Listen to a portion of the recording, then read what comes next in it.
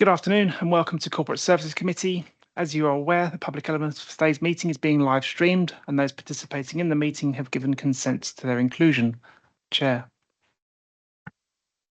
Welcome members, officers and those members of the public watching the meeting virtually. Thank you. At item number 1, we have apologies. Apologies have been received from Deputy Henry Coulter, Deputy Chris Hayward, and Sir Charles Bowman gives apologies for his early departure from the meeting. James Tunbridge has given apologies to me directly. Thank you.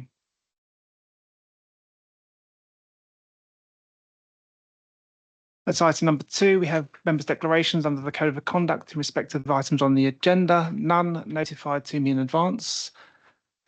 Seeing none in the room, that moves us on to item number 3, minutes, to agree the public minutes and summary of the Corporate Services Committee meeting held on the 3rd of December 2025. No issues have been raised with me in advance. Steve. Thanks, Chair. And just to talk about the action tracker, because the minute I think isn't quite right. I think what we requested at the last meeting was that we start having an action tracker back here. I see what it says there, and I don't have a problem about reviewing our action trackers as presented to all committees, but I do think it's important that we get an action tracker back in this committee as soon as possible. Thanks, Chair. I can just come back on that, Steve. So we did discuss it a call over, and I just say that my preference is for an action tracker to be for this committee whilst we wait for something to be done more corporately. So that will happen. Yes, that'll be included at the next meeting. Thank you. Item number 4, apologies, it is the 2026-27 pay policy statement. Report of the Executive Director of HR Chief People Officer for the decision. Please note that subject to the necessary approvals today and at P&R, the pay policy statement will go forward to Court of Common Council for approval as a recommendation of Corporate Services Committee and not Policy and Resources Committee as indicated in the cover report. Excellent, thank you, Chair. So this is the annual submission of the pay policy as a statutory requirement at this time. You'll notice within it there's one reference to Ambition 25, so it will need updating following the consultation process on that. So submitted to go through the process, and I have the Head of Pay, Chris, with me to take any kind of specific questions. So just to confirm to members, I did raise this at call over, that I noticed that it didn't reflect all the work that we've done with Ambition 25, and that's just what Cliff is speaking to, that this pay policy statement reflects what is in how we remunerate today, and subsequently we will be getting another pay policy statement once all of the changes of Ambition 25 come into being. So this is something that we just have to do. It's statutory, hence the reason why. And to your point, I think you raised that as well. So that's the reason why I just wanted to make that clear. I did ask it at call over. Sandra. Thank you, Chair. I have 3 points which I think need to be considered under non-public, if that's okay with you. Okay, all right. Thank you. Yeah, in terms of the senior management pay grade list, why there may be a very good reason for this. Why are not head teachers who are directly employed by the corporation, why are they not included in this? As schools are outside of scope of the pay policy requirements and the Localism Act, so they just sit outside it from that perspective.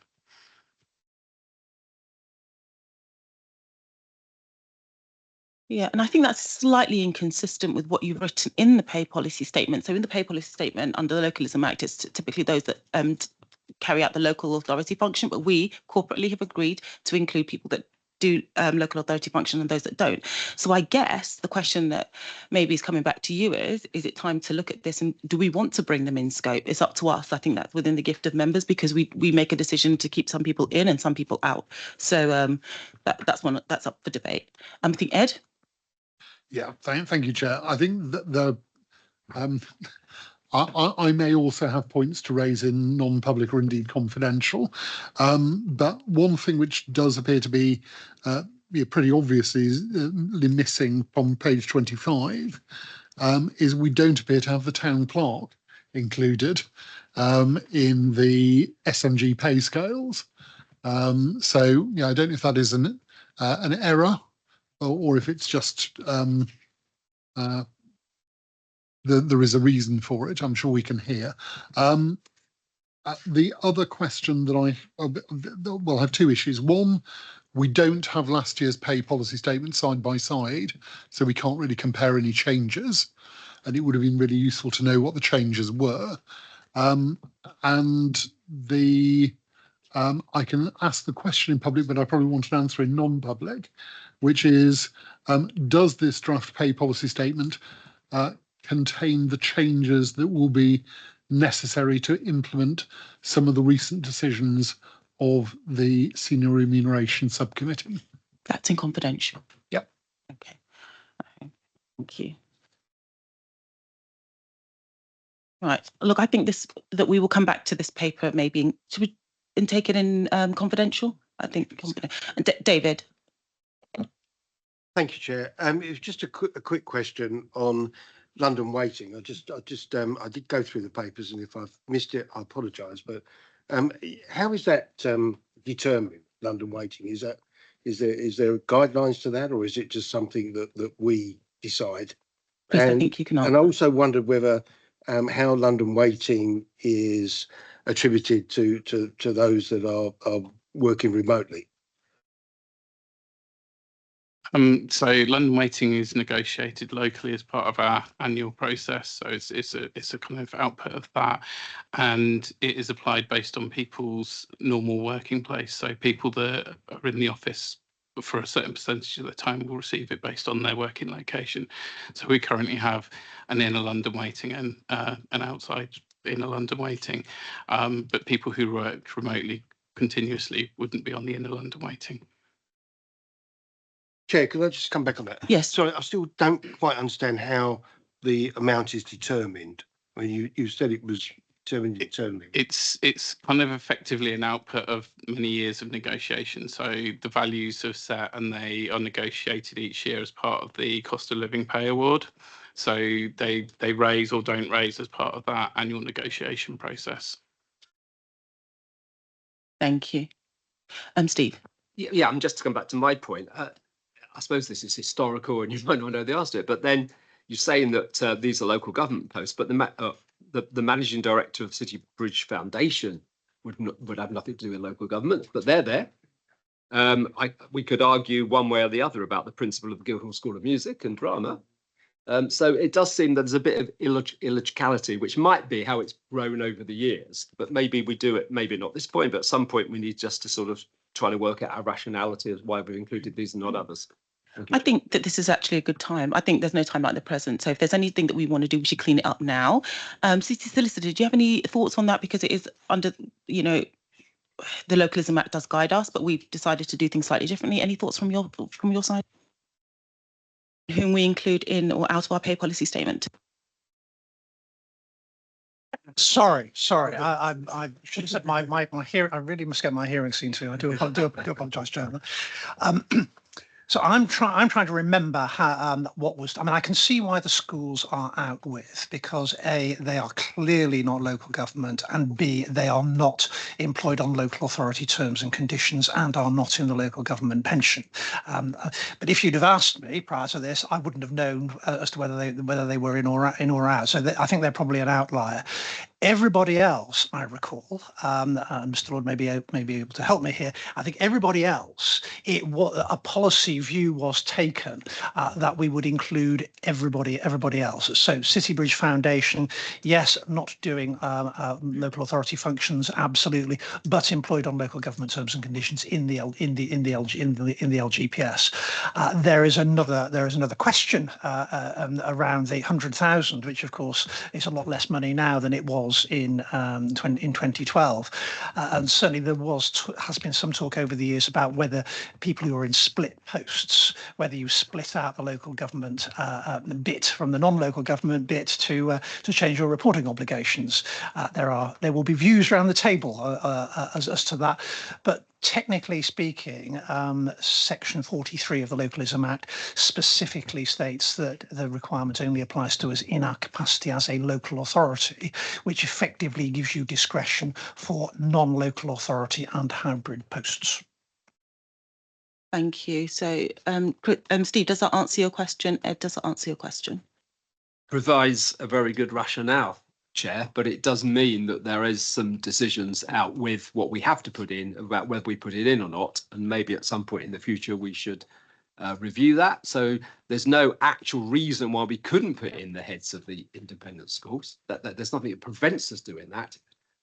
Yeah, Michael nodding his head. So maybe at some point in the future, not this time, we should make a decision whether we want to do that or not. Okay, so I've got Ed and then Sandra.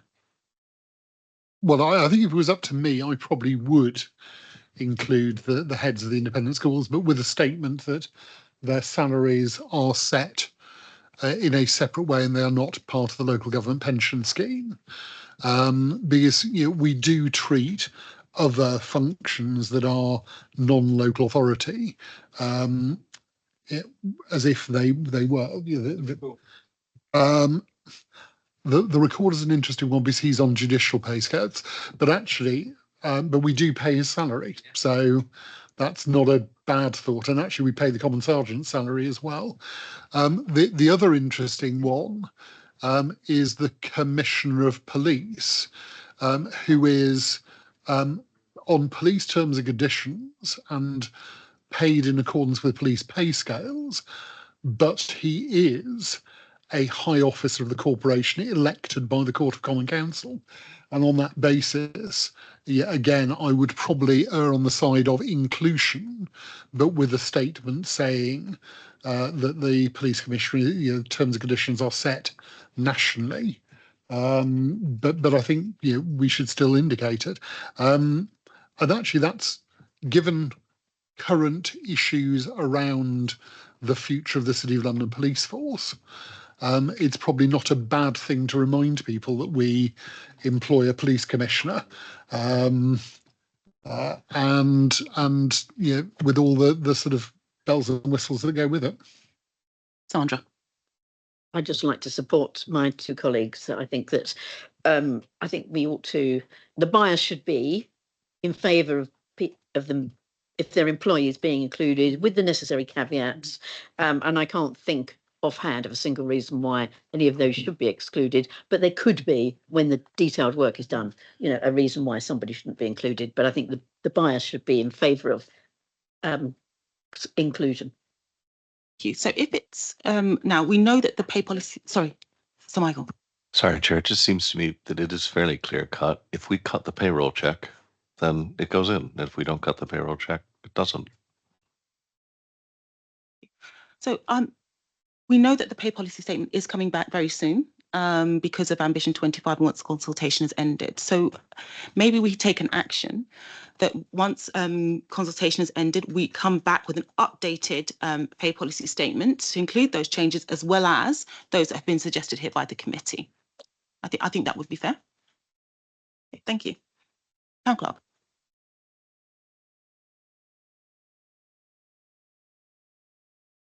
Thank you. But is that agreeing it as it is now? It needs agreeing by March. So we're going to come back to it in confidential because there's a few items. Fine. Okay. Thank you. Thank you.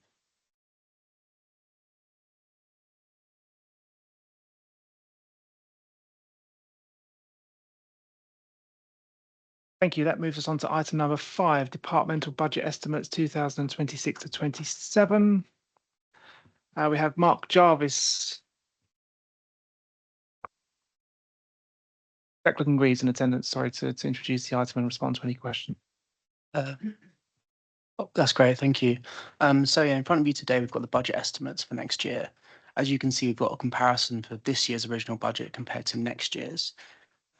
Just the main changes to run through really. Essentially, we've got a £2.1 million uplift compared to this year against next year's estimates. This is largely to do with the 1.8 million uplift in temporary support for the Chief People Officer, a 345k inflationary uplift, as well as a budget transfer as Deputy Town Clerks. So those are the major details. As I say, I'm happy to take any further questions on the budgets that members may have, of course. Sandra. Thank you. I have 2 points to raise. There's a proposal to increase the HR budget by 2 million. And the only justification that I can see is temporary support to aid the delivery of key organisational outcomes and member ambitions. I really don't think that's a good enough justification for us to approve a £2 million increase. I think we need more. There may well be a very good reason, but I think we need to know what it is. Yeah, the second point is about the staffing numbers of the HR department. It's going up by just under 17 roles. It's a 20% increase, and that would take the ratio of 1 to 43 HR staff to the rest of the staff, which is an extremely rich proportion. And I think it needs more justification. So just coming back on that, I did ask for a little bit more detail during call over to be shared on the roles, that the temporary roles in HR. So is that available? So, Chair, I'm happy to take this question. So, yes, we've got the teams available, and I can give you the FTs as well. So, I'd rather not go into the detail because obviously it's confidential.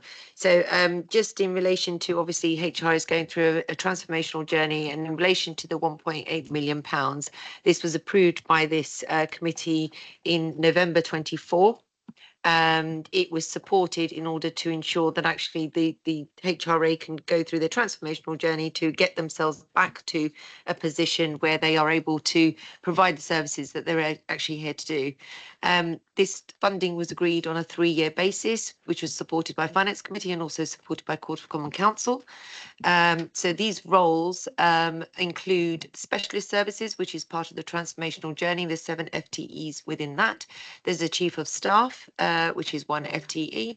The development and design team, which is also 7 FTEs, and the employee services, which is also 1 FTE. Okay, Sandra, come back to you, and then Philip Woodhouse, and then Stephen. Yeah. I think 2 things about it previously being agreed in November 24. 3 things, actually. One is that there's people here that weren't here in November 24, so it'd be good to hear the argumentation anyway. Secondly, that's quite a long time ago, and things have happened quite significantly to our budget since then. And thirdly, I mean, I just think that a paper should, because we're being asked to approve this, we ought to be told quite categorically what this money is for. Philip Woodhouse. Thank you, Chair. I'm just quite surprised that this paper, I get the point, Sonia, thank you, about the fact that it's been to court and it's been through finance, but this is a new paper with a new increase, and it's only coming here. It's not, doesn't appear to be going to finance. And again, it's yet more expenditure, and we keep being told that we're losing value as an organisation by the Finance Committee. And I just worry yet again, it's only being looked at by us, and it probably hasn't been looked at by finance as it sits. And I agree with Sandra's comments. Okay, Stephen. Thank you, Chair. I think my comments are on similar lines, which is I was just going to ask if there's been any adjustment here post the local government finance settlement on the 17th of December, which I know very recent and very fast moving. Thank you. I'll hand that back to the team to answer.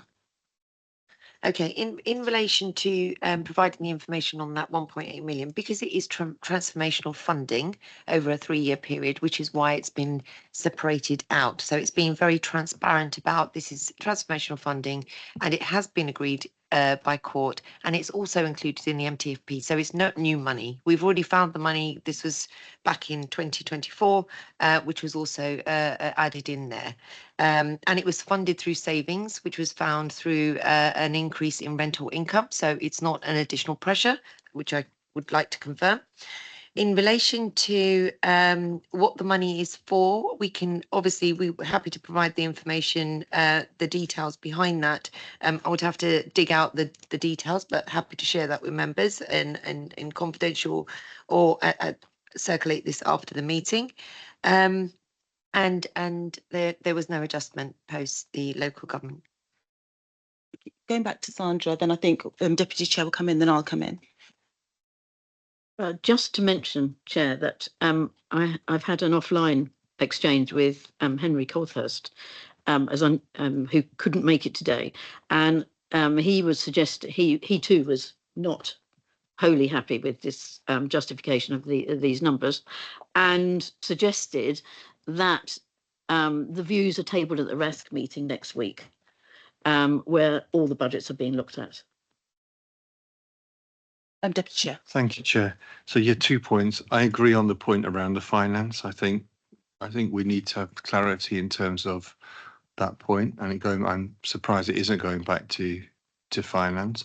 But I think in terms of point 9 on page 32, we talk about to support the temporary roles, and we may want to take this in confidential, but I think, we've been really clear as a committee about wanted to support the Chief People Officer in backfilling a number of vacancies that were strategically fundamentally important to the service that the HR team provide.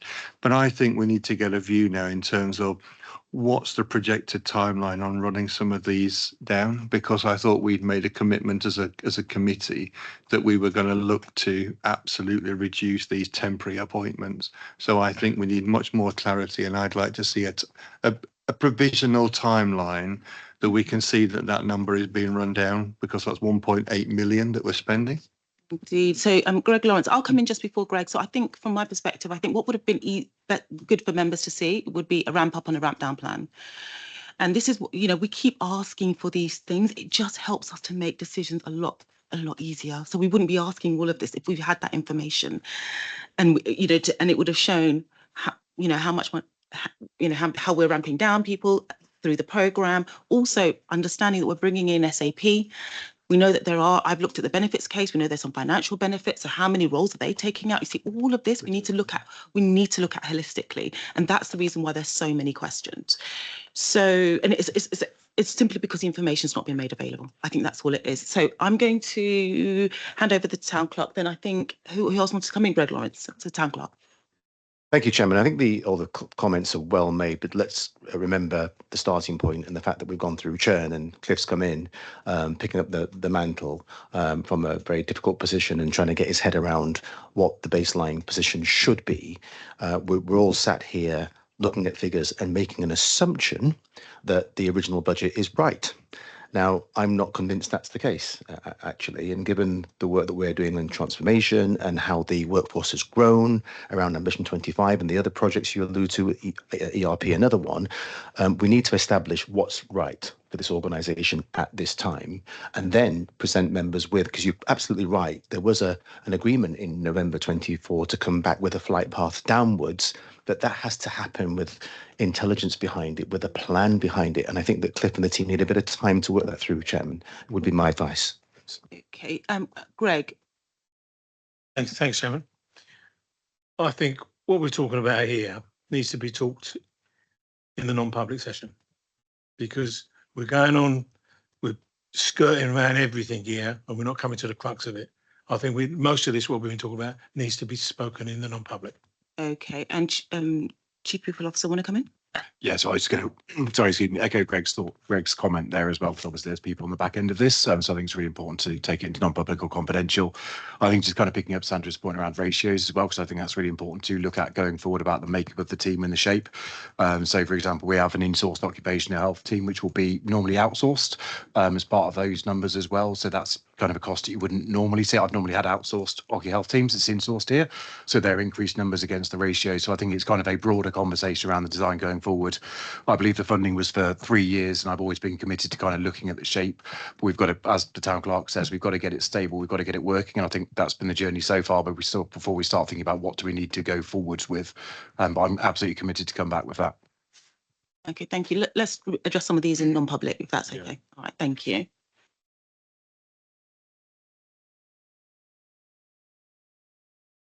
Thank you. That brings us on to item number 6, the annual terms of reference review. It's a report for information on pages 37 to 42 of your pack.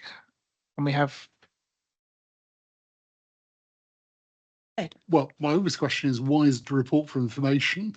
At the away day, we did a review of the terms of reference with the intention that it would come to this meeting for a decision to recommend a policy for any changes to our terms of reference. So surely this should not be a report for information. I think, I mean, I don't want to put words in your mouth, Chris, but I think the point was you have both here and March before it's then submitted onto policy and resources. So the January one was, look, here's what we think you've highlighted. We'll go away, we'll circulate by email any, the opportunity for members to feed in, and we'll do the updated version that's produced, which then means that back in March, you'll get that updated version in full, which allows you to sort of input multiple times over email up until sign it off in March, then it goes to P&R in March, then it goes to Common Council in April. Is that correct, Chris? That is correct. I think following the strategy day, having reflected further, there'll be so that you can set the terms of reference, but there are policies in place that would still escalate items to Corporate Services Committee. So it's about considering the terms of reference alongside that, the policies that sit beneath it that are sending items up to Corporate Services Committee, doing it in the round and giving ourselves time to do that and bring it back in March, which is then in time for it to go to P&R in March also would be the hope, and it meeting the timeline to go to Court of Common Council in line with the white paper. That's the plan. So we've got Steve Goodman and then Sandra Jenner.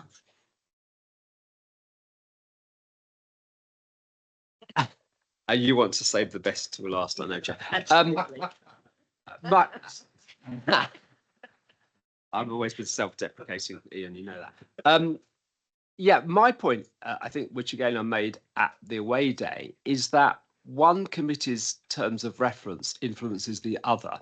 So what I was hoping that Greg and his colleagues might do is look at the sorts of things we were saying at the away day and how they might impact on other terms of reference, and then come back with some understanding about what was our responsibility and what might be the service committee's responsibility, and perhaps our responsibility is to scrutinise some of the things that the service committee does, like I think finance committee might scrutinise others.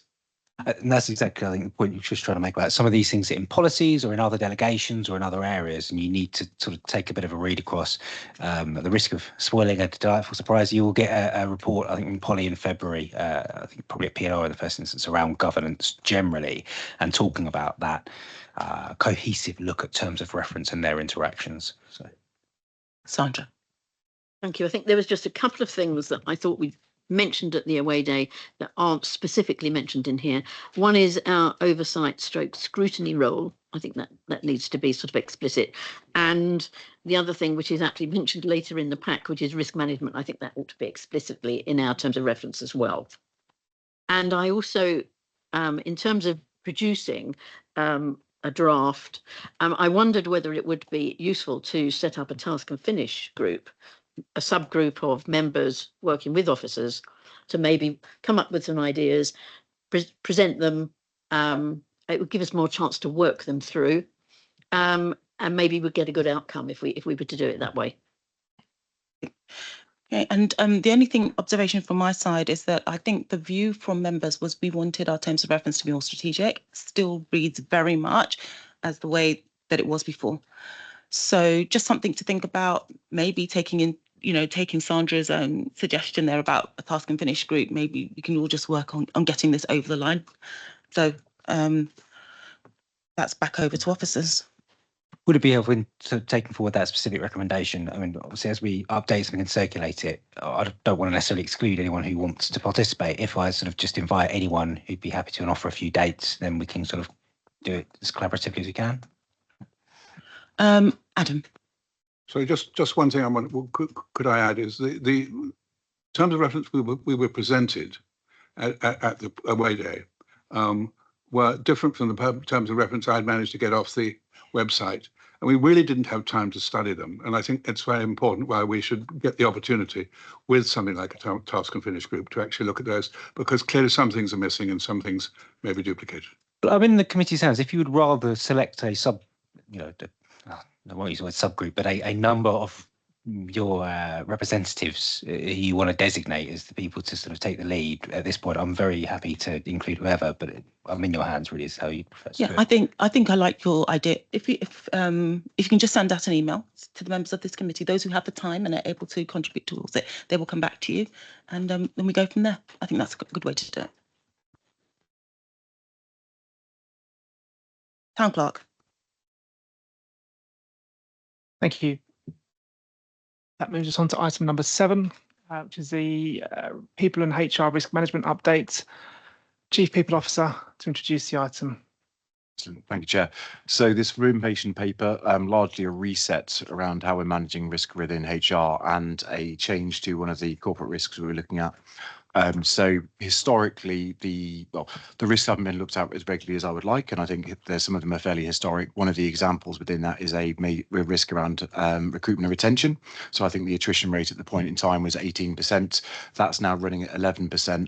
My view on this is actually it varies wildly across the organisation, and it's much more effective to manage it locally with each of the individual departments through their business partners.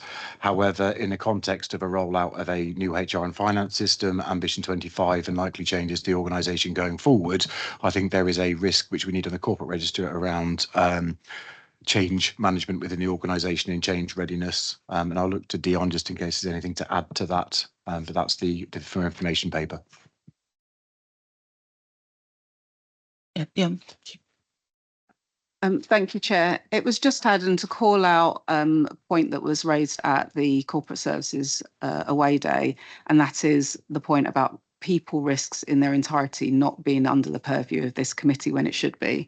And this paper is to reset that. Going forward, as I said at the committee, at the Away Day, but I'll reinforce it here for the notes, that this committee obviously wears 2 hats. One is the Grand Committee, the other is a Service Committee. In terms of the Grand Committee, the responsibilities would be on people issues across the piece that would be escalated, that sit above other service committees or departmental boards. The other is the Service Committee, as you had your presentations at your Away Day, that you will see those risks coming through in a number of different ways, including, as a minimum, quarterly updates through your business planning process. The relationship between this committee and Audit and Risk Management, which I know some members sit on, is that is your point of escalation. Outside of this meeting and based on any questions, comments, observations from today and previously, there is the Chief Officer Risk Management Group, which I chair as the SRO for corporate risk on the officer side.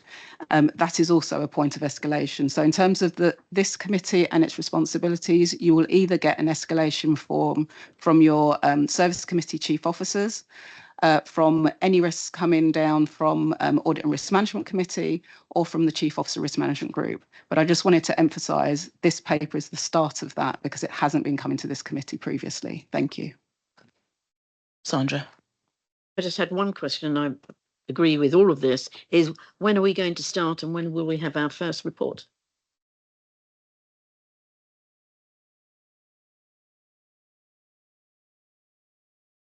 So the reason this is for information is because of the articulation of what is the corporate risk, what is the thing that should be keeping us awake at night. As I said, Chief Officer Risk Management Group is tomorrow. I would expect by your next committee, you should have a paper for decision here. I'm looking at Cliff as he's either going to shout or smile. But given the fact that there has been a huge amount of work behind the scenes, recognising that we've been carrying a gap for a while. So I would expect at your next committee to have a paper for decision.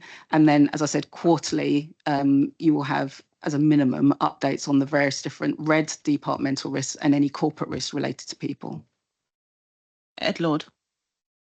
I'm entirely supportive of this. It's a related matter, and it falls from something Dion said.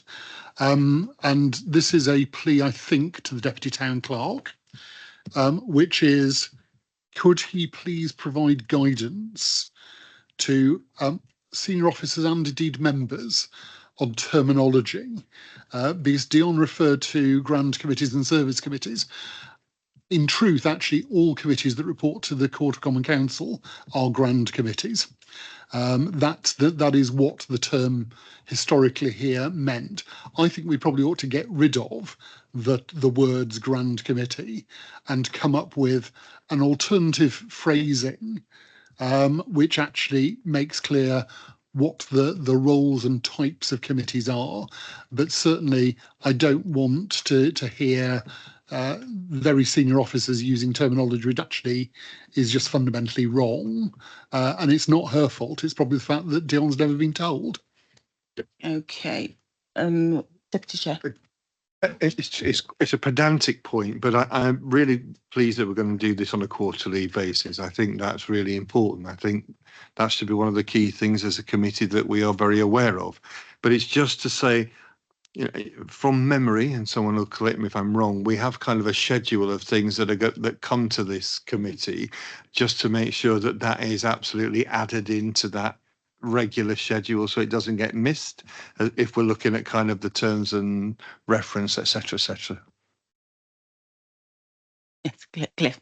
Thank you, Chair. So yeah, I was going to say I completely agree. I think March is timely. I think following the corporate services offsite a couple of weeks ago, and when we talked about kind of terms of reference resetting and what we're bringing to this committee, I think if we can start bringing dashboards, bring the risks on a quarterly basis, actually all it fits into a nice rhythm. And going to the Deputy Chair's point, 100% agree. I think having that kind of almost mapped out in the calendar as part of the terms of reference would be really helpful for everybody involved. Thank you. Town Clerk. Thank you. That brings us on to item number 8, questions on matters relating to the work of the committee. I'm aware of one question from Mr. Goodman relating to officer accommodation. Thanks, Chair. Yeah, this actually is a question that was asked maybe a couple of years ago now, and will be on the action tracker if it's not answered today, I'm sure. But it was. Maybe it was even in the conversation about the pay policy some time ago, and that is how many of our officers have grace and favour houses, and can we have a list of those? Can I just interrupt there, Chairman? This needs to go in the non-public. The Town Clerk advised me to ask it in public. Because I think there is, which is why I'm asking it. Because I think there is a question.